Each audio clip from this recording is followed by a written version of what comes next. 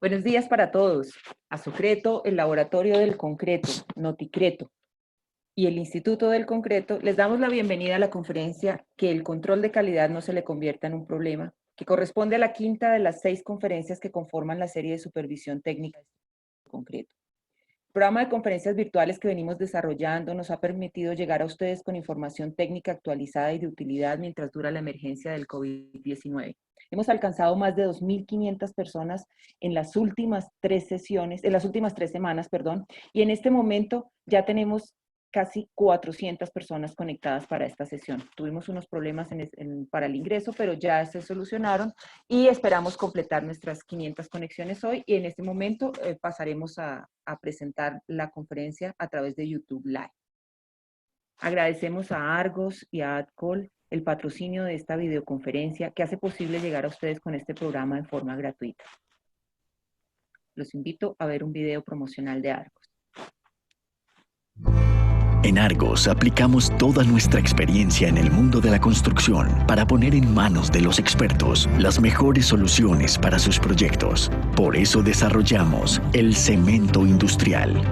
Un cemento capaz de alcanzar las más altas resistencias en tan solo 12 horas para que tus procesos productivos de prefabricados y tus proyectos de construcción avancen con mayor rapidez y confianza.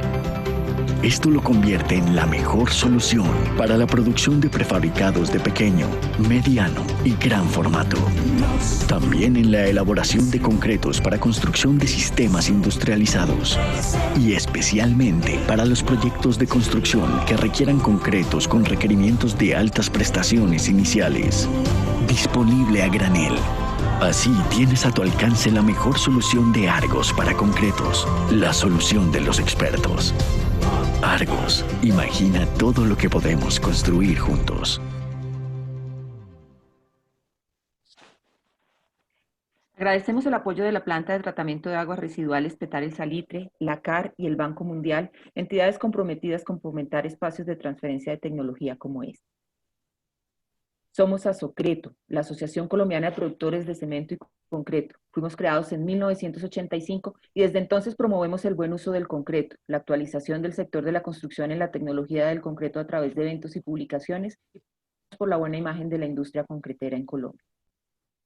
En la pantalla se encuentra una nota legal de interés para todos. Por favor, tomen un minuto para leerla.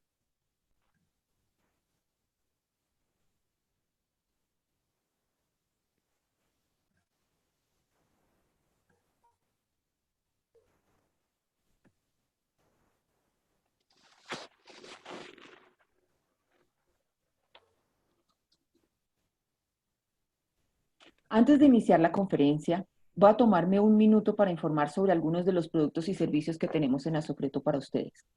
En el Laboratorio del Concreto, este año estamos cumpliendo 25 años de servicio al sector de la construcción. Ofrecemos más de 30 ensayos acreditados ONAC y somos especialistas en la extracción de núcleos, su aliado estratégico en el desarrollo de planes de calidad. La información de contacto la pueden ver en la pantalla o pueden acceder a través de nuestra página web www.asocreto.org.co. La revista Noticreto es nuestra publicación permanente en la que cada 2 meses entregamos información técnica del concreto en todas sus aplicaciones. Lo invitamos a suscribirse y disfrutar de beneficios económicos en cursos y publicaciones a través de nuestra página www.asocreto.org.co. Tenemos en preventa la 3ª edición del Manual Práctico de Supervisión de Estructuras de Concreto actualizado con el ACI 31819 del ingeniero Jorge Alberto Orjuela Daza. El libro saldrá a finales de este mes, pero pueden adquirirlo hoy por un precio muy especial y asegurar su ejemplar en nuestra página web igualmente www.asocreto.org.co. Asocreto y las empresas de la industria del concreto en Colombia, al igual que en 8 países de la región, vienen colaborando con las autoridades e instituciones en la emergencia por el COVID-19, aportando voluntariamente mezcladoras para el lavado de las zonas de afluencia de público, como hospitales, estaciones de transporte masivo, plantas de mercado, estaciones de policía y cementerio, entre otras. En un poco más de una semana se han intervenido cerca de 220 sitios en 23 ciudades y municipios de Colombia. Asocreto agradece a las 12 empresas que se han vinculado al programa por su colaboración. Antes de iniciar la conferencia de hoy, voy a explicarles cómo funciona la sesión.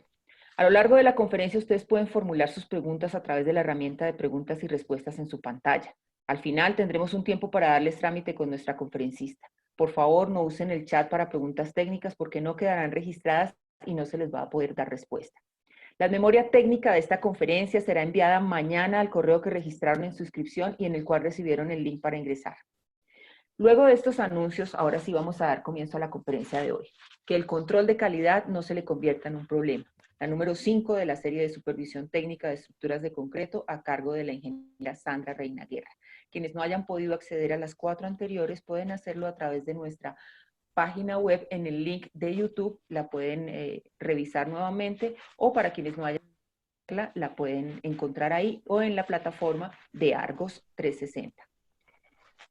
Sandra Reina Guerra es ingeniera civil de la Universidad de Cartagena, especialista en control de calidad de Icontec, con 28 años de experiencia en la industria del concreto, liderando procesos técnicos de control de calidad y sistemas de gestión, desarrollo de productos y asistencia técnica, con planes de capacitación para mejorar la aplicación y uso de productos con base en cemento y concreto, en Holcim, Colombia, S.A. Es miembro activo de los comités técnicos de normalización de Icontec de cemento y de concreto, morteros y agregados del que fue su presidenta.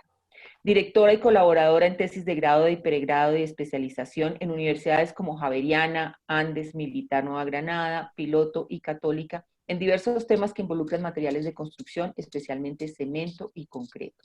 Actualmente es la directora del Laboratorio del Concreto de Asocreto. Sandra, bienvenida, la escuchamos. Muy buenos días para todos. Agradezco el tiempo que se están tomando para dedicarnos estos minutos y poder conversar con ustedes de temas tan importantes como es que el control de calidad, una herramienta que debe resolvernos los problemas, no se convierta justamente en un problema. Por esa razón, vamos a tratar de entender a través de la siguiente diapositiva ¿qué es el control de calidad? Siguiente, por favor. El control de calidad no puede ejecutarse de cualquier forma ni al azar. El control de calidad debe ser planificado. ¿Y cómo logramos tener una buena planificación de ese control de calidad? Pues tenemos mucha información a nuestra disposición. Una de ellas, y la más importante, es cuáles son las especificaciones según el tipo de obra que estamos adelantando. Un plan de calidad sobre materiales que se van a aplicar en una obra no siempre es el mismo y no siempre es igual. Va a depender del tipo de obra, los materiales que en esa obra se van a utilizar en las diferentes etapas de construcción y adicionalmente ese plan de calidad también va a ser variable dependiendo de la parte de la obra que estamos desarrollando en cada momento de ejecución.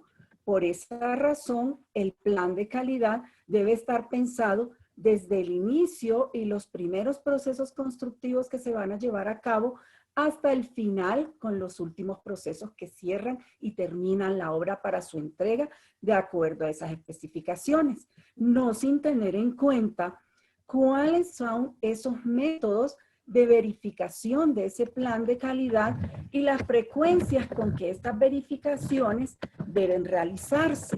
Los métodos que vamos a emplear son muy importantes y les voy a poner un simple ejemplo. Nosotros podríamos tener dentro de la obra la necesidad de verificar la resistencia por módulo de rotación.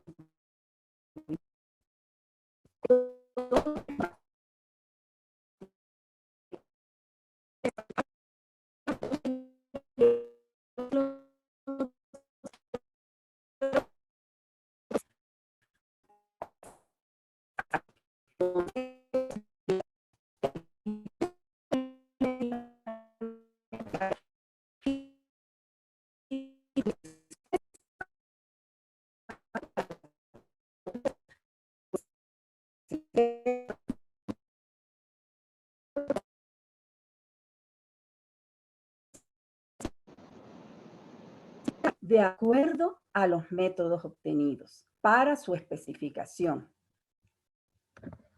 ¿Podría, por favor,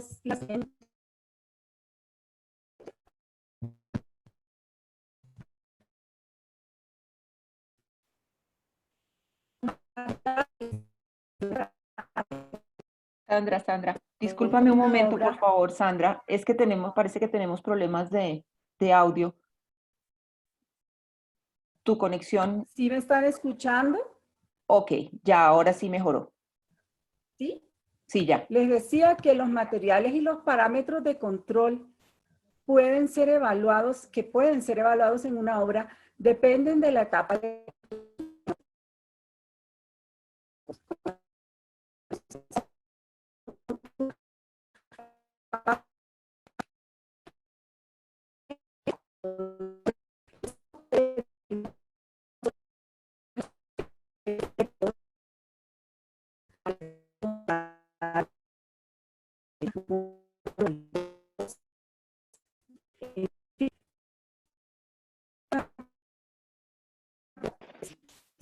Sandra, cada uno de ellos debe.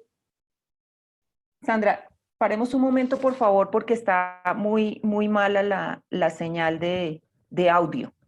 Espérate un momento a ver qué podemos. Claudia, intentemos sin la cámara. Si ella quita la cámara y continúa con la presentación, de pronto mejora Ok, el audio. Intentemos. Mejora el audio ahora. si tu conexión tiene algún inconveniente, al parecer, Sandra. Inténtalo nuevamente a ver cómo nos va.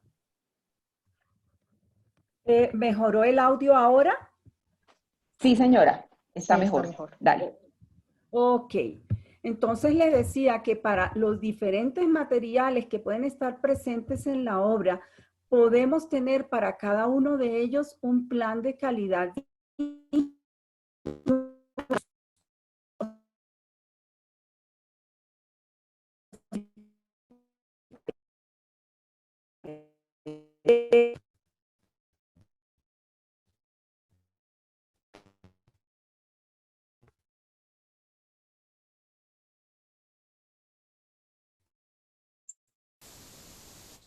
Sandra, perdimos tu voz. ¿Me escuchan ahora? Sí, Sandra, voy a pedirte, ¿será que de pronto puedes compartir la señal de tu celular? De pronto la señal con la que estás trabajando no es la adecuada. A las personas que están asistiendo les pedimos un momento de paciencia, por favor. A veces las conexiones no funcionan como uno quisiera.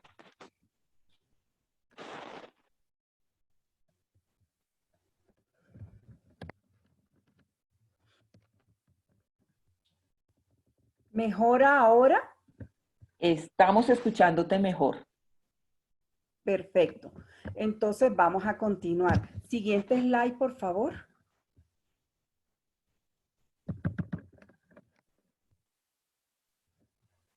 Para evitar dudas en la toma de decisiones es indispensable un plan de calidad ajustado a las especificaciones de construcción.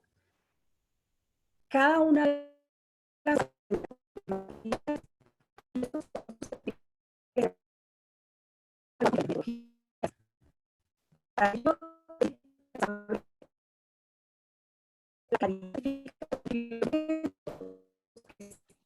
No, Sandra. y Sandra, no te estamos escuchando. Qué pena, podemos intentar de que la ingeniera se conecte desde el celular y pueda hablar desde ahí, porque la verdad no se escucha nada. Lo No se podemos está hacer escuchando. así. yo escucho perfectamente. Déjenme, voy a compartir la señal de mi computador. ¿Me están escuchando ahora? Sí, pero no te escuchamos de buena calidad, Sandra. Intenta conectarte, compartir en tu computador la señal de tu celular a ver si mejora. Ok, gracias.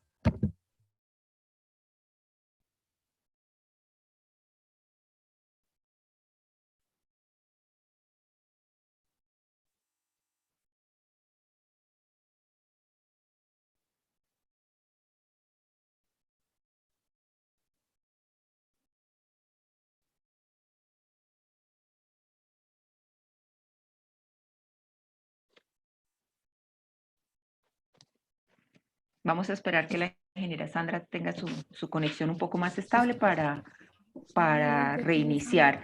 Y a Sandra vamos a pedirle que por favor, si es posible, que arranquemos nuevamente con la presentación porque hemos tenido mucha interferencia y no se ha entendido la primera parte. Desactivaste el audio, mami. Espérate. Ya. ¿Me escuchan ahora? Sí, ahora se escucha mejor. Te decía Sandra que por favor, si puedes empezar nuevamente porque se perdió mucha de la información de la primera parte.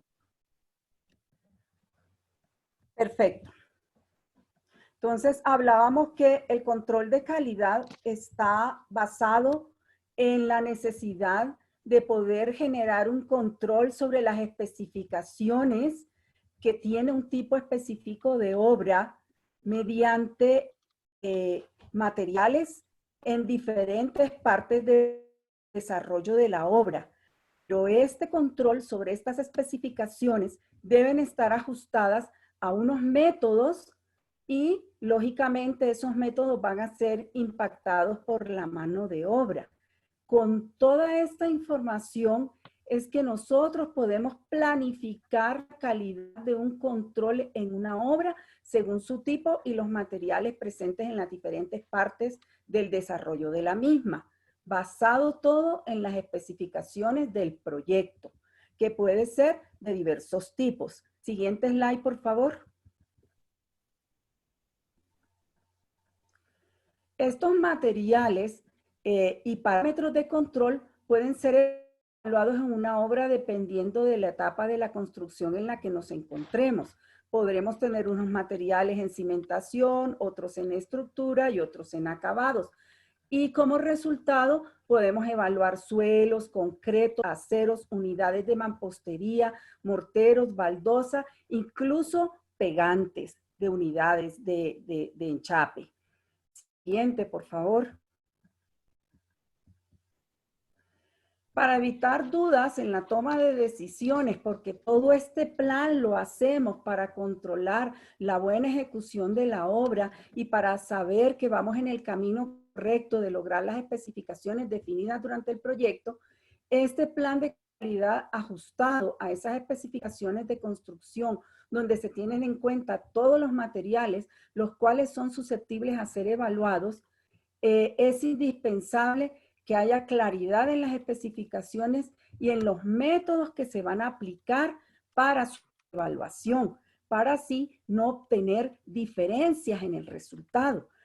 Hace un rato les ponía el ejemplo de la evaluación de los módulos de rotura mediante la aplicación de carga en la parte media, que es una metodología, y otra metodología que nos dice que la aplicación de carga es 2 aplicaciones, cada una en los tercios medios de la viga. El resultado de ese módulo, evaluado por las 2 metodologías, va a ser diferente. Entonces, mi especificación debe ser muy clara con qué método debe ser evaluado lo especificado para que no haya una diferencia en el resultado evaluado y así poder tener una verificación exacta de lo que se ha especificado en el proyecto. Siguiente, por favor.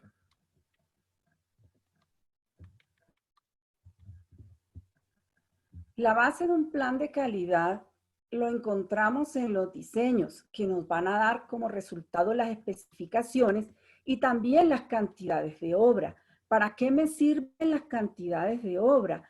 Para poder definir el número de muestras y la frecuencia con las cuales yo voy a hacer ese número de muestras que voy a tener para controlar todo el desarrollo del proyecto. Esa frecuencia de verificación que se define la podemos encontrar en la ley. Puede ser guiada y dada por el supervisor técnico, que a su vez se basa en las normas que se están adoptando. Entonces, esa frecuencia puede obedecer a infinidad de información técnica disponible. En el caso específico del concreto, está definida en la ley. Siguiente, por favor. Entonces, ¿cómo, con relación al concreto, evitaremos dolores de cabeza que generalmente son de alto costo? Siguiente, por favor. Siguiente slide, por favor.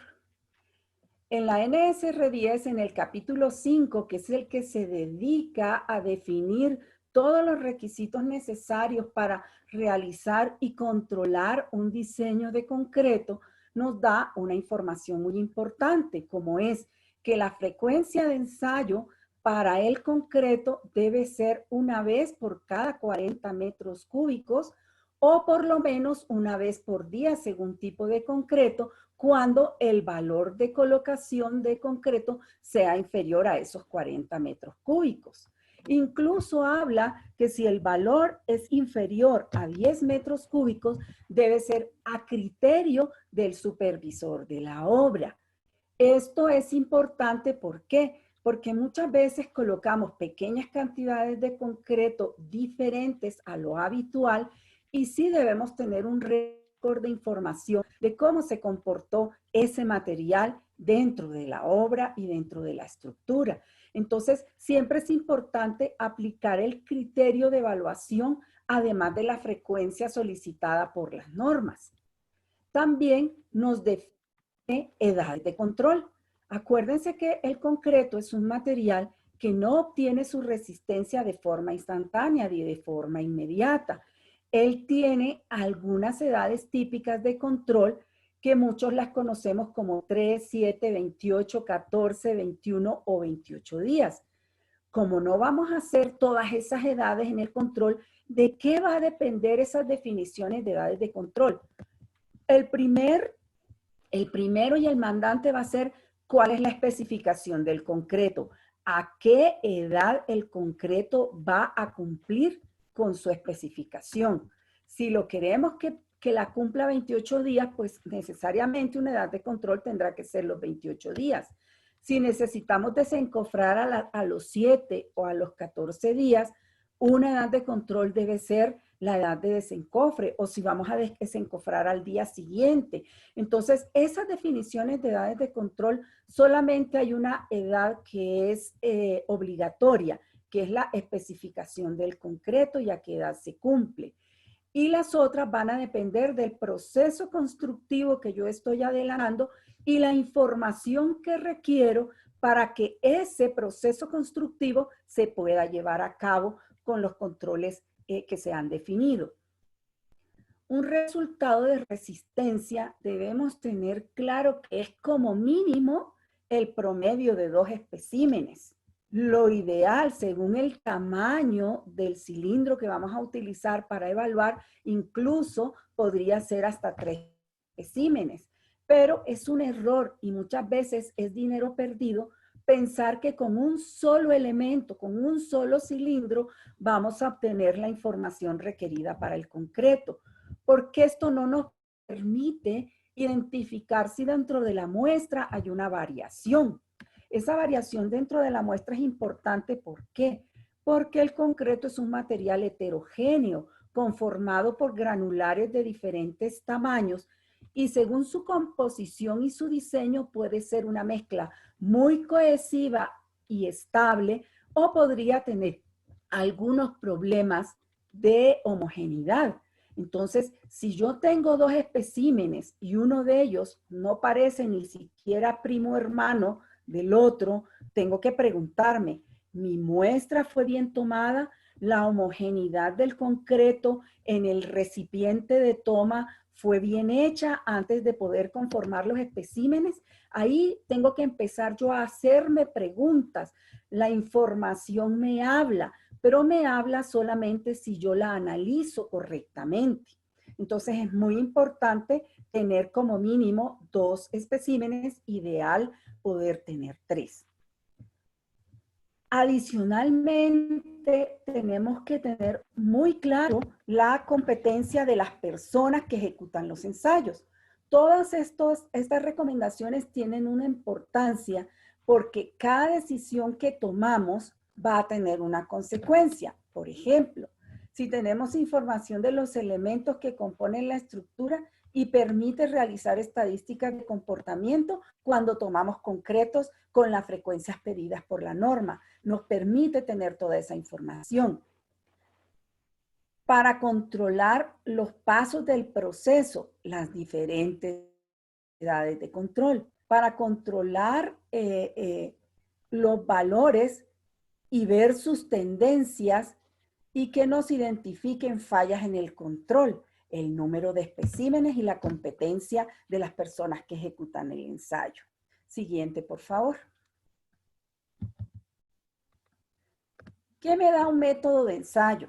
Un método de ensayo me da los requisitos del equipo, los moldes, las herramientas, condiciones ambientales y procedimientos que hay que aplicar, el paso a paso para la ejecución correcta del elemento que voy a conformar. Hablando de concreto, por ejemplo, de la conformación de los cilindros. Esa foto que ustedes están observando en este slide es una foto real de un espécimen que fue enviado para ensayo de compresión por una obra.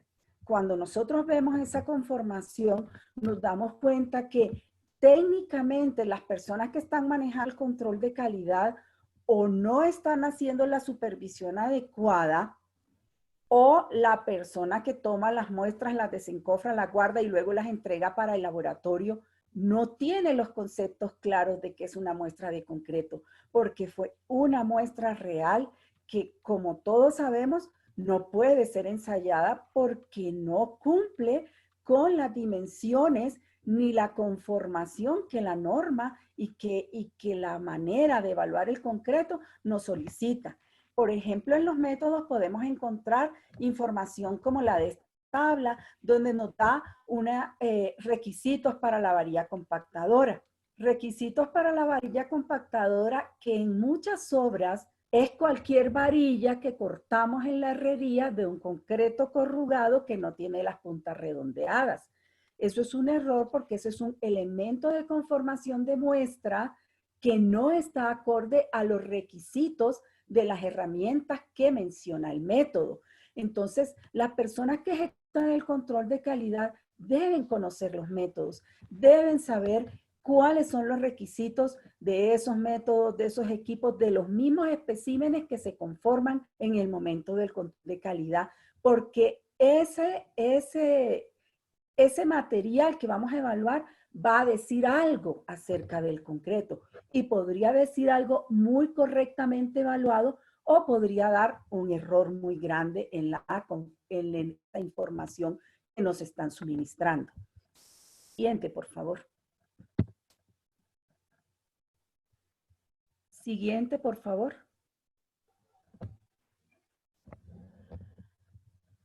Para escoger mi aliado en el control de calidad, debo tener en cuenta cuál es su pensamiento de calidad. ¿Quién es mi aliado en el control de calidad?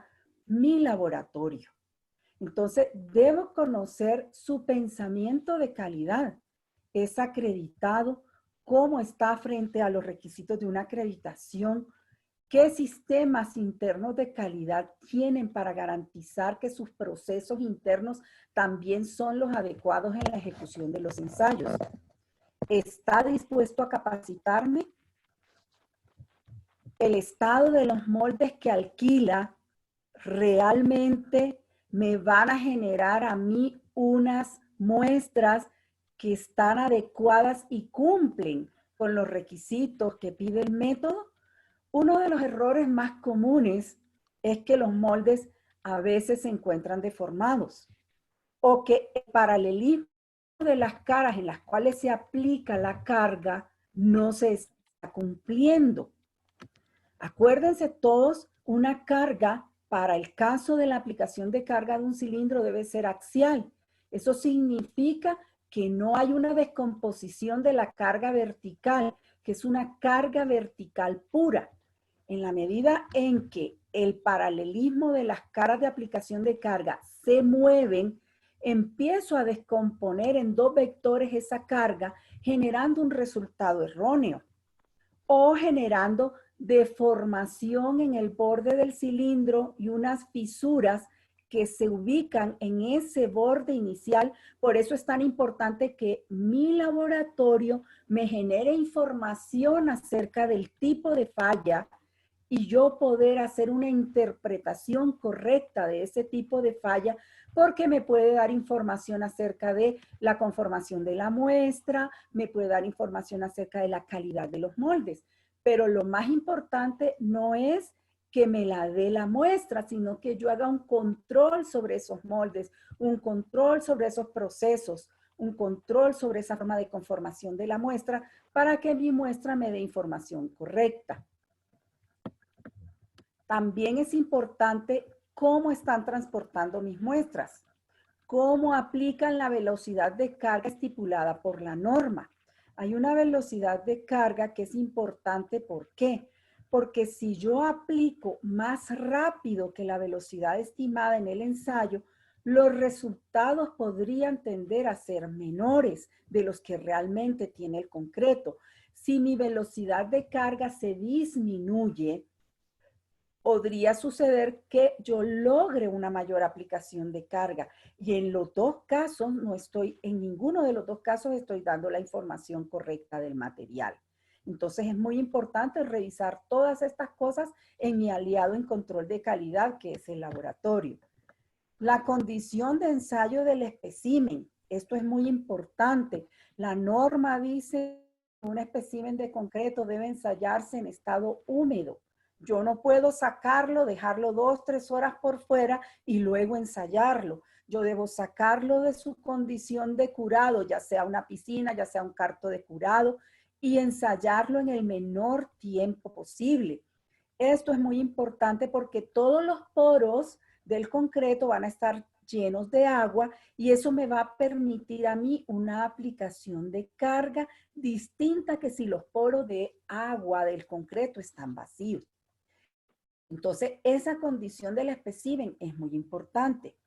Si no detallo todos estos requisitos, puedo tener muchas dudas que entrar a resolver posteriormente. Acuérdense que con estos resultados tomo siempre decisiones. Siguiente, por favor.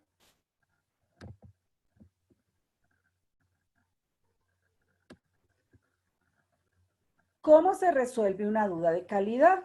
El primer paso es tener una evaluación estadística del comportamiento del concreto. El segundo paso es inspeccionar la estructura. La estructura también puede darme información. Y el tercer paso podría llegar a ser, si la información que poseo no es lo suficientemente clara y me genera dudas, podría este resultado pedirme que haga una extracción de núcleos. La extracción de núcleos es una actividad muy importante porque con ella voy a tomar una información final de cumplimiento de la estructura. Esta extracción de núcleos no puede ser hecha de cualquier forma y en cualquier lugar. Debe tener un proceso de análisis previo por los profesionales adecuados. Siguiente, por favor.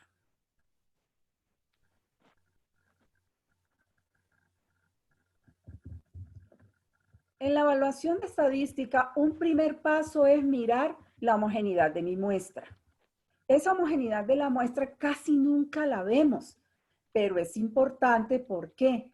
Porque yo debo saber que mi concreto fue bien muestreado. ¿Y cómo lo hago? Tomando los resultados que tengo, realizo un promedio. Ese promedio de estos 2 o 3 especímenes que tengo del mismo concreto, le saco el 10%. Ese 10% más menos ese promedio me va a determinar un rango de cumplimiento. Si mis muestras evaluadas de forma individual se encuentran dentro de ese rango, es posible que esa muestra es homogénea. Si no se encuentra dentro de ese rango definido, es porque mi muestra no es homogénea y los resultados obtenidos a partir de ella deben ser analizados y probablemente desechados. ¿Cuándo puedo tener certeza del cumplimiento de mi concreto? Para un mismo tipo de concreto yo debo hacer una evaluación estadística. Esa evaluación estadística la encontramos en la norma sismo resistente en el capítulo 5 y con todos los resultados promedio de al menos 2 especímenes para cada uno de los resultados, debo sacar primero promedios móviles. ¿Qué significa un promedio móvil? que en grupos de A3 voy tomando esos tres, suelto el primero que conforma los tres y tomo el siguiente. Y así sucesivamente voy a obtener una serie de promedios móviles obtenidos a partir de los datos individuales de cada muestra. En este promedio móvil, lo que me pide la norma es que ninguno de los promedios móviles obtenidos debe ser inferior a F'C. Quiere decir que de forma individual, alguno de los resultados podría ser menor a F'C, pero no tanto que cuando yo lo evalúe con sus tres compañeros y con las tres posibles combinaciones que él tiene, en ninguno de los casos sea inferior a F'C. Y luego, que ningún resultado individual, o sea, promedio de 2, es menor a F'C menos 35, cuando estamos, o 3.5 cuando estamos hablando en megapascales, menos 35 es cuando hablamos en kilogramos fuerza centímetro cuadrado. Con estos requisitos, lo que estamos mirando es que puede que haya una falla, pero esa falla está controlada y no es alta. Si todas estas evaluaciones se cumplen, yo no tengo necesidad de sacar núcleos, porque la norma lo que me pide es saque núcleos para todos aquellos resultados que se encuentren por debajo de F'C menos 3.5 megapascales. ¿Qué quiere decir eso? Sí, tuvo una falla, pero no es lo suficientemente grave como para entrar a alterar la estructura. Recordemos que la extracción de núcleos no es otra cosa que yo sacar parte del concreto instalado mediante una broca, y eso significa hacerle una operación al concreto, hacerle una herida al concreto que después tenemos que reparar adecuadamente. Entonces, ¿cómo voy a entrar yo a hacerle un daño al concreto cuando obtengo un valor pequeño de el 99, el 98, el 95% de un resultado, cuando ese resultado realmente no se encuentra por debajo de F'C menos 35? Puedo tomar otras decisiones, puedo hacer otras revisiones del diseño y mirar cómo en ese punto de la estructura está afectando ese valor. Pero no necesariamente tengo que partir a sacar núcleos. Siguiente, por favor. ¿Qué es una evaluación estadística? No es otra cosa sino que generar una distribución gaussiana de mis resultados de concreto. Ahí vemos dos ejemplos.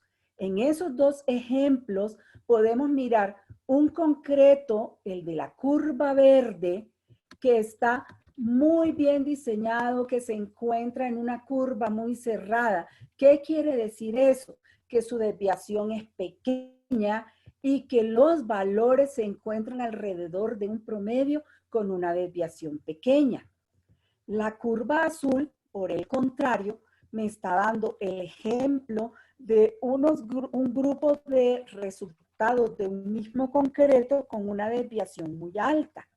Entonces también tengo que analizar cómo se distribuye su frecuencia para poder mirar cómo están las desviaciones en ese diseño y poder generar los ajustes requeridos para que se comporte idealmente como la curva verde. Siguiente, por favor.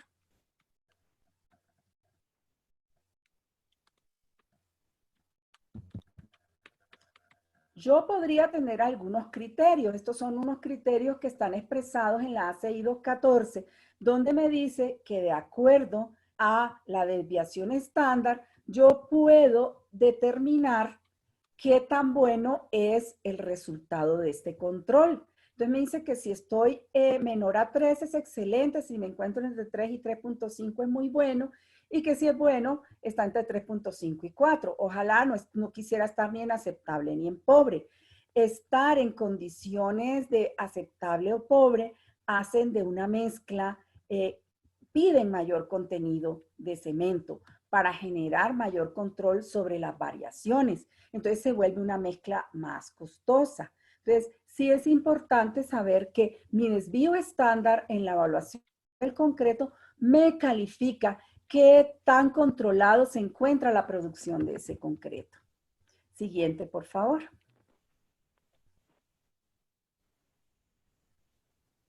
¿Qué hacer cuando debo sacar núcleos? Primero, lo ideal debería ser poder evaluar la homogeneidad de la estructura. Y eso lo podemos hacer a partir de una evaluación o un barrido con ultrasonidos o con esclerómetro. ¿Por qué? Porque eso me permite a mí detectar la respuesta del concreto, qué tan homogénea es.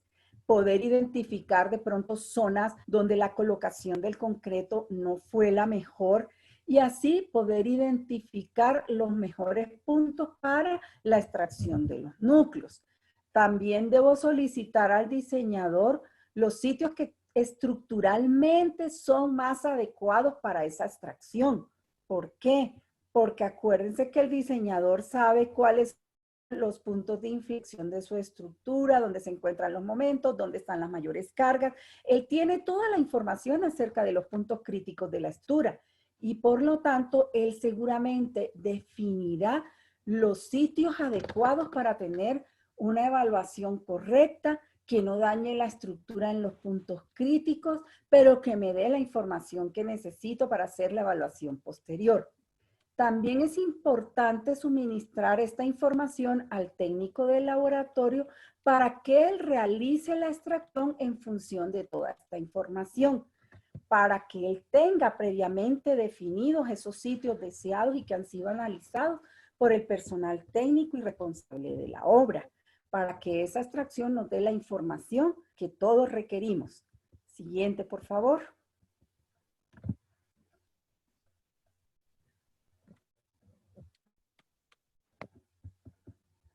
La extracción de núcleos no es un juego. ¿Por qué? Porque debe hacerse primero profesionalmente y debe involucrarse a los técnicos necesarios para que el resultado sea el más real posible.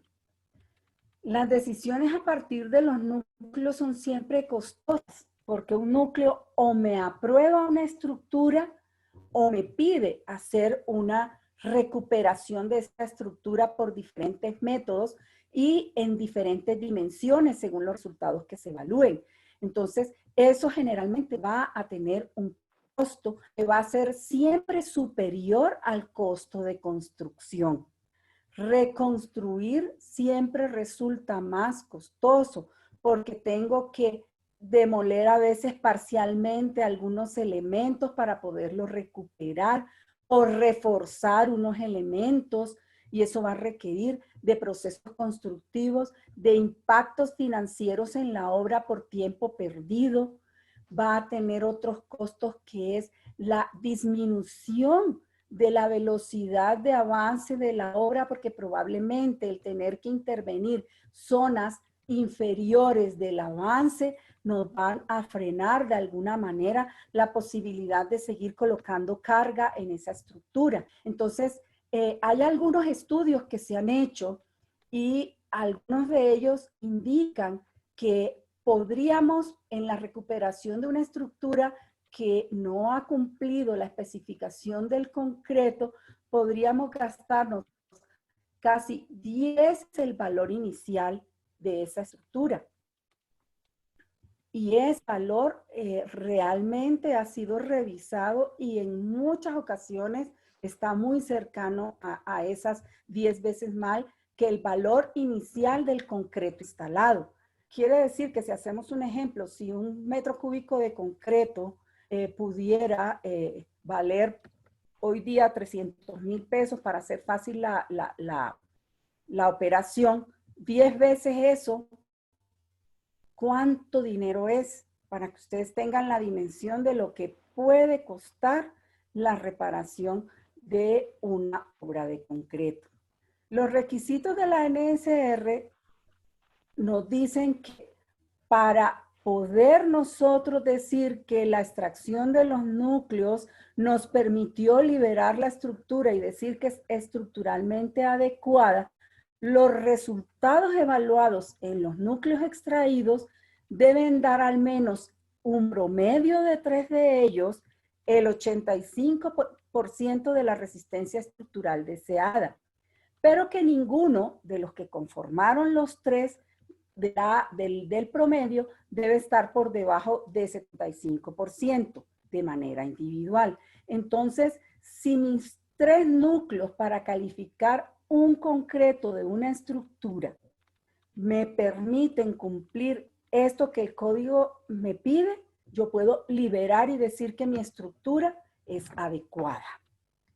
Si tengo dudas porque alguno de esos núcleos estuvo por debajo del 75 y la duda persiste, la norma sismo resistente nos permite tener una segunda opción de extracción de núcleos, porque es muy claro que ya en la colocación en la estructura no solamente se está evaluando la calidad del concreto que llegó a la obra o que se fabricó en la obra, está también evaluando las calidades en la colocación y compactación de ese concreto y está evaluando la calidad del curado de ese concreto. Acordémonos que el cemento, que es el pegante para el concreto, es una partícula que desarrolla su capacidad de pegar mediante la hidratación y que la hidratación de la partícula de cemento no es una hidratación instantánea, es una hidratación, si la queremos llamar retardada, se desarrolla en mayor medida hasta el día 7, pero tiene gran capacidad de desarrollo todavía entre el día 7 y el día 28. Por lo tanto, la cantidad de agua que logremos mantener en la estructura, que no pierda o que la restituyamos mediante algún tipo de curado, es muy importante para que la curva de desarrollo de resistencia que vamos a lograr en ese concreto a partir del buen pegante que haga el cemento con los agregados, va a depender del tiempo y va a depender del curado. Por esa razón, la estructura que ha sido curada muy distinto a los cilindros, porque el cilindro lo desencoframos y lo metemos al agua, o el cilindro lo desencoframos y lo metemos en una cámara de curado en el laboratorio después del día 7. Eso no pasa con la estructura. Por eso es tan importante evaluar nuestros métodos de curado en la obra, para que cuando yo tenga que hacer una extracción de núcleos, yo tenga certeza de la eficiencia que tengo en el curado. En la norma sismo resistente, también en el capítulo 5, hay una partecita dedicada exclusivamente a la evaluación del curado en la obra. Los invito a que la investiguen, los invito a que la hagan parte de sus procedimientos de control técnico en la obra, para que puedan tener la certeza de que con el curado, qué capacidad logran, cómo logran llegar a parecerse a esos cilindros que estamos evaluando en el laboratorio, que tienen un curado estándar. Según la norma sismo resistente, la máxima pérdida que deberíamos tener entre unos cilindros curados de forma estándar y unos cilindros curados en obra es del 15% de pérdida. Si yo tengo un valor superior al 15% de pérdida entre las dos formas de evaluación, lo que me pide la norma sismo resistente es mejore sus prácticas de curado. Entonces, los invito a que hagan suyas esa parte de la norma sismo resistente, que la investiguen, que la hagan práctica en la obra para que puedan poder hacer una buena interpretación de núcleos cuando se vean en la necesidad de tomarlos. Siguiente, por favor.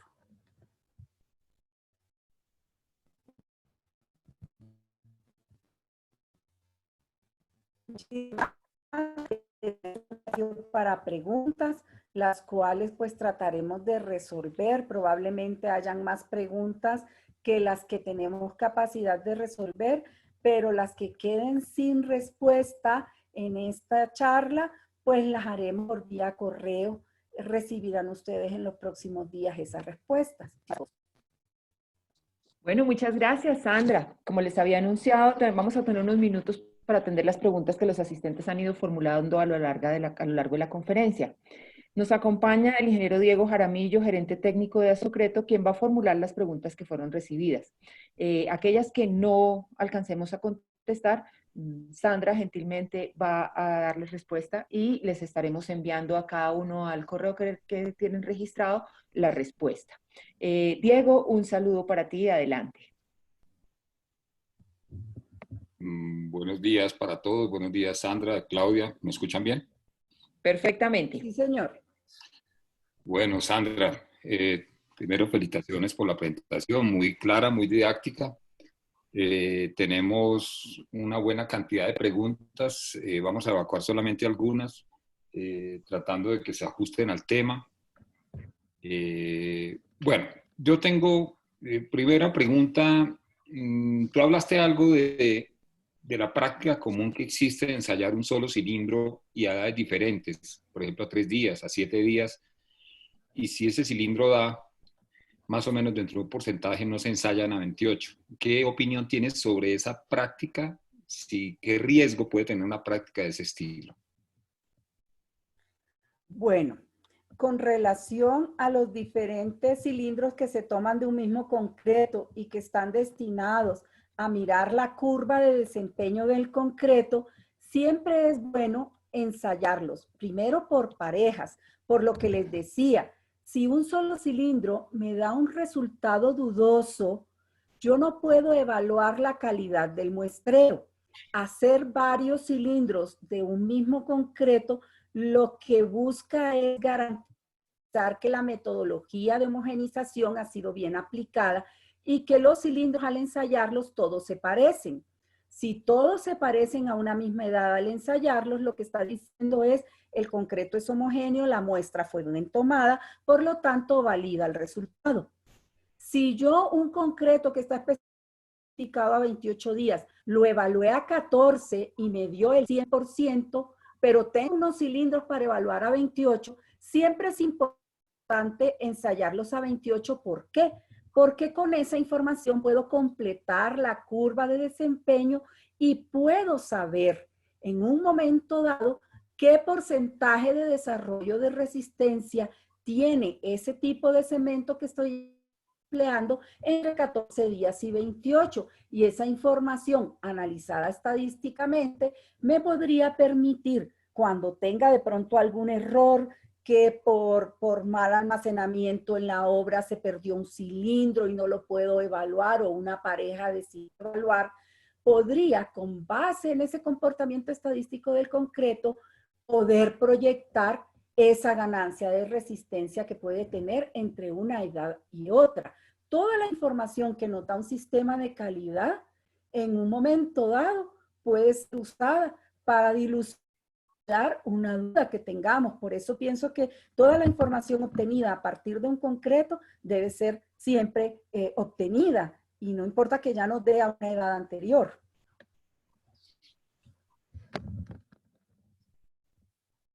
Bueno, Sandra, ¿qué opinión tienes sobre los cilindros de 15 centímetros de diámetro y los de 10 centímetros de diámetro? ¿Por qué usar unos o por qué usar otros? ¿Y qué expectativa de resistencia puede tener uno y cuántas muestras de cada uno habría que sacar? Bueno, el tamaño máximo y concreto tiene que ser el mandante para yo escoger mi tamaño de cilindro. Cuando yo tengo tamaños máximos de 25, de 12,5, que son como los tamaños máximos más comunes en nuestra zona, se pueden ajustar cualquiera de los dos tamaños.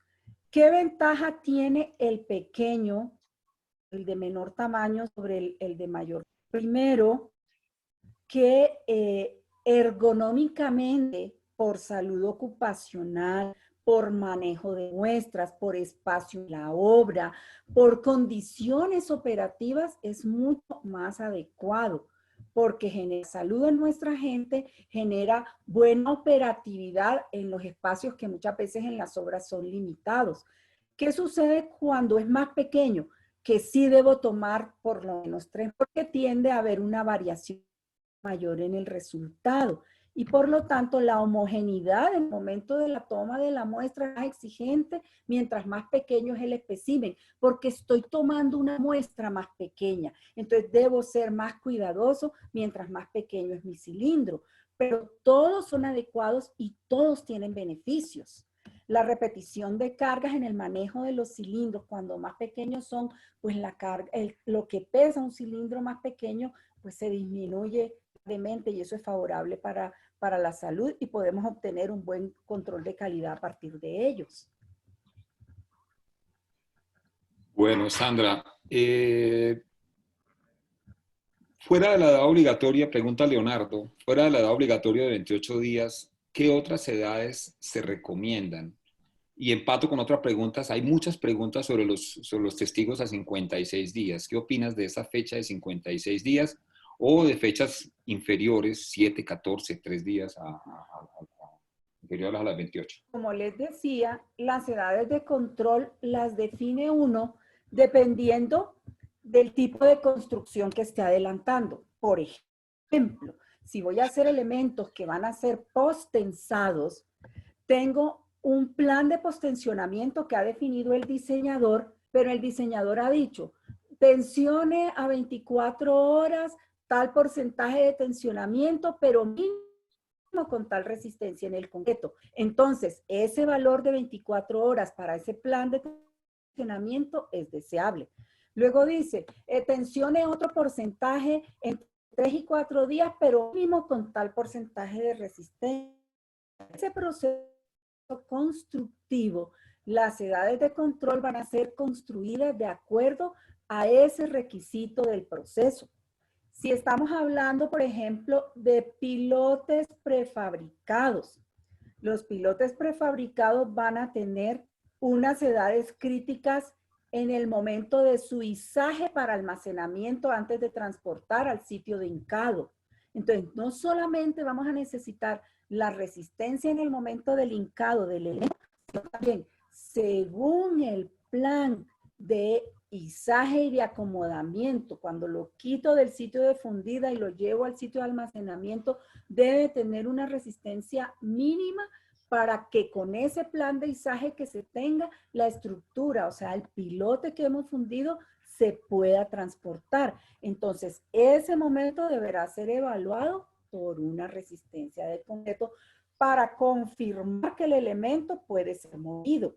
Entonces, como les decía, las diferentes edades de control están asociadas a mi proceso.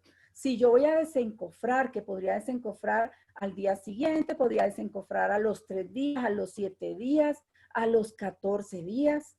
Entonces, ese momento en el que quiero desencofrar, porque mi proceso constructivo así me lo pide, debe estar dentro del esquema de mi calidad del concreto. ¿Qué pasa con los resultados a 56 días? Hablamos que para sacar núcleos yo podría tener la necesidad de hacerlo solamente en aquellos elementos que se encuentran por debajo de F'C-35. Pero resulta que según el tipo de cemento que yo esté empleando, el cemento va a seguir ganando resistencia después de los 28 días. Eso es así porque, como les decía, que la hidratación no es instantánea, la hidratación es a largo tiempo de esa partícula de cemento. Entonces, existe un remanente de resistencia entre los 28 días y los 56. Ese remanente de resistencia, al yo evaluar mis testigos, puedo determinar qué porcentaje es. Y si, por ejemplo, a los 28 días un concreto me dio el 95%, yo podré proyectar y decir, es que mi concreto evaluado entre 28 y 56 tiene un 10% remanente, tiene un 15%, tiene un 20%, hay algunos cementos incluso que pueden llegar hasta un 30% de ganancia de resistencia entre 28 días y 56. Finalmente, lo importante que es poder evaluar que la estructura llegó a la resistencia requerida para que ella sea estable estructuralmente. Entonces, los 56 días son una posibilidad para que todos aquellos resultados que me quedaron por encima de F'C menos 35, pero inferiores a F'C, pueda yo saber finalmente a qué resistencias llegaron y poder validar a partir de ellos la estructura y no tener la necesidad de sacar los núcleos que de alguna manera me lesionan esa estructura. Pueden ser una herramienta muy valedera para evitar intervenir la estructura. Bueno, Sandra, empato con una pregunta de Alejandro Córdoba, precisamente con lo que acabas de comentar. ¿Qué opinión tienes del esclerómetro? El esclerómetro ¿Sustituye es un elemento... la medición de resistencia? Sí. El esclerómetro es una gran herramienta, es una gran ayuda.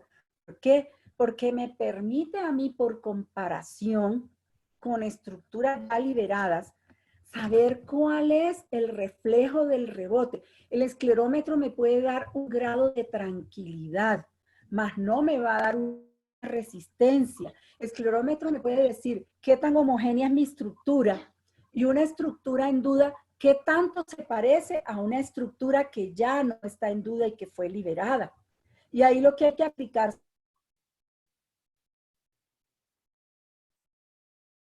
de la homogeneidad que existe entre una estructura calificada ya y aprobada y una que está en problemas. Perfecto, Sandra. Pregunta Rafael Sánchez Lara. Normalmente se toma la muestra a boca de camión.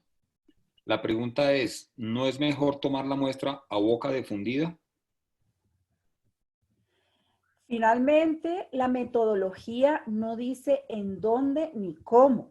Lo que dice la metodología es, ojalá en el tercio medio de la bachada que se está descargando. ¿Qué es una bachada? Una bachada es la operación del contenido un elemento de entrega. Ese elemento de entrega puede ser un camión mezclador, ese elemento de entrega puede ser una volqueta en el caso de un concreto de CCR.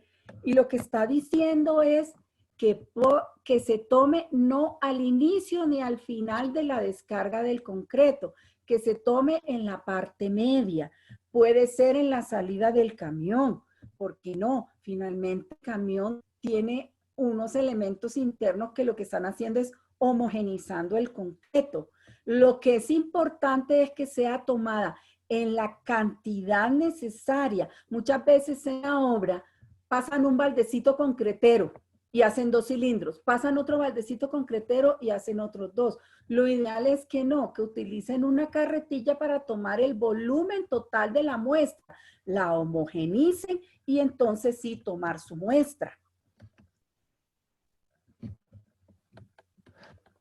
Perfecto. Tenemos una pregunta de Álvaro José, que si la metodología estadística es la misma para las probetas que se toman para los pavimentos de concreto. ¿Me puedes por favor repetir la pregunta? La pregunta Álvaro José, ¿la metodología estadística es la misma para las probetas que se toman para los pavimentos de concreto? No, la metodología, las probetas de concreto se analizan bajo la norma que diga la especificación de contratación. Sí, muchas veces, si se trata del IDU, se trata del INVIAS, le van a decir que calcule un valor de acuerdo al comportamiento. La estadística del pavimento va a estar dada por el ente contratante. Entonces, él va a decir cómo va a aprobar el pavimento. Entonces, dice que tome tantas muestras, que después las evalúe, que calcule un PWL. O sea, hay varias metodologías y eso va a depender de la especificación del contratante del pavimento. Pero igual un pavimento puede ser evaluado por compresión, teniendo su correlación con flexión, o puede ser evaluado con flexión directamente. Perfecto. Si quieres, Sandra, te complemento un poquito en eso. A nivel internacional, digamos que existe una uniformidad en términos de medición de la resistencia, análisis estadístico, normalmente basado en el ACI 325-9R, que habla precisamente también de promedios móviles de 3, y digamos que en caso colombiano, que en este momento en la norma en vías se establece un procedimiento un poco diferente, ya en la nueva revisión pues se planteó un esquema similar al que se hace en la gran mayoría de países del mundo, que es basado en el ACI 325-9R. Como comentaba Sandra, ya hoy en día es factible en pavimentos hacer verificación de la resistencia en campo, ya mediante viguetas o mediante cilindros o ambos. Y en ese caso, pues se requiere hacer una correlación con presión-flexión para determinar pues, un K de correlación. Entonces, ese es más o menos lo que se está planteando en este momento para el tema de pavimentos. Una pregunta de Jaime. En tu opinión, ¿cuál será el concepto más adecuado? Tú hablaste un poquito sobre las condiciones de muestreo.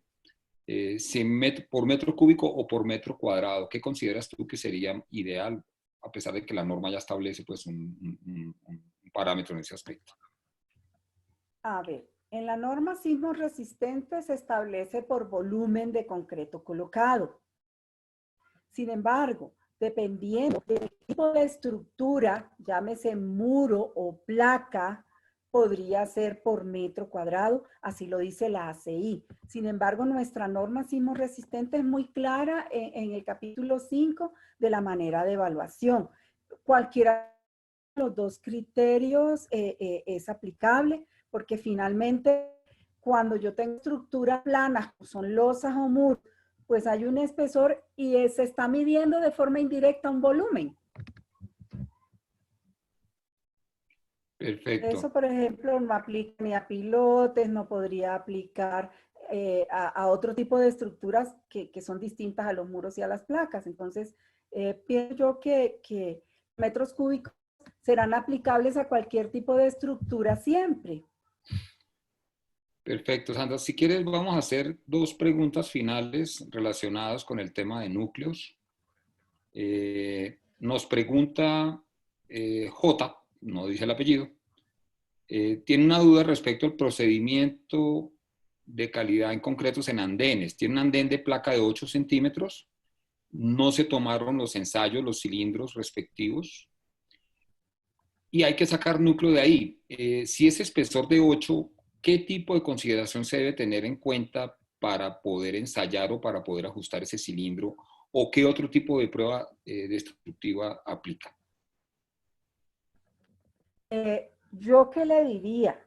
Primero, los andenes, no sé con qué tipo de concreto lo fundieron, probablemente sea con un concreto que sea calificado como estructural, si es un concreto de 21 megapascales. Sin embargo, el andén no es una estructura que genere riesgos, ¿sí? La sacada de los núcleos en un espesor tan pequeño puede ser dificultoso. ¿Por qué? Porque podría no llegar uno a cumplir la relación 1:2 que pide la norma para poder ensayar un núcleo. La norma antes decía que ojalá mínimo de 3 pulgadas. Hoy día, con la última versión de la norma, que es muy reciente, dice que puede incluso llegar a sacarse núcleos de menor diámetro, siempre y cuando sean autorizados técnicamente por alguien. Sin embargo, si el tamaño máximo del agregado, que es la otra cosa que hay que mirar, es muy grande y con las 2 pulgadas de espesor queda un núcleo que va a dar un resultado errático, probablemente no sea la forma más adecuada de evaluarlo. Yo me centraría en varias cosas. Uno, que el andén, si el andén no se va a caer, está soportado sobre el suelo. El andén no va a generar la posibilidad de la muerte de alguien porque le caiga un trozo, porque está ahí ubicado. Yo haría un barrido para mirar qué tan homogéneo está y buscaría, en la medida de las posibilidades, la zona de mayor espesor para poder evaluar un núcleo, pero probablemente no se cumpla la relación de diámetro-altura. Entonces el núcleo va a ser castigado. Es posible hacerlo, pero sí va a ser castigado la corrección por el del test. Perfecto, Sandra. Y hacemos una última pregunta. Tenemos, pues, en este momento 96 preguntas, pero digamos no podríamos evacuarlas todas. Pregunta Cenelia. En una columna, ¿dónde sería adecuado realizar una extracción de núcleos? O en una viga. O sea, ¿en qué puntos exactos sería ideal sacar núcleos de una columna o de una viga?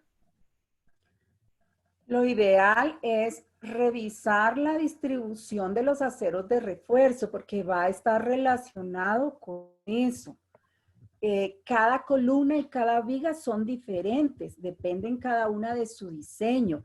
Por lo tanto, como decía yo anteriormente, esta es una decisión en la cual debemos involucrar al diseñador, debemos tener los planos a disposición, debemos saber dónde adecuadamente cabe la broca para poderlo hacer y debemos tener la aprobación del diseñador para intervenir la zona donde es posible que quepa la broca. Entonces, no es una pregunta de una sola respuesta, va a depender del tipo de columna, del tipo de viga.